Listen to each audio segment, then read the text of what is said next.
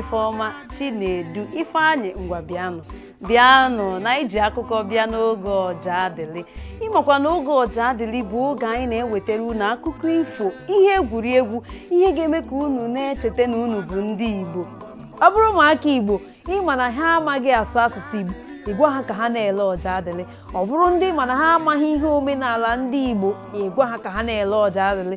Nne na nna unu sokwa o, ndị ntorobịa na ụmụ agbọghọ sokwa o. Ọ bụrụ na ha amaghị asụ asụsụ ala anyị, asụsụ Igbo, ịgwa ha lewe Ojadili, maka ọ bụ na Ojadili ka anyị na-akụziri unu ihe gbasara Igbo.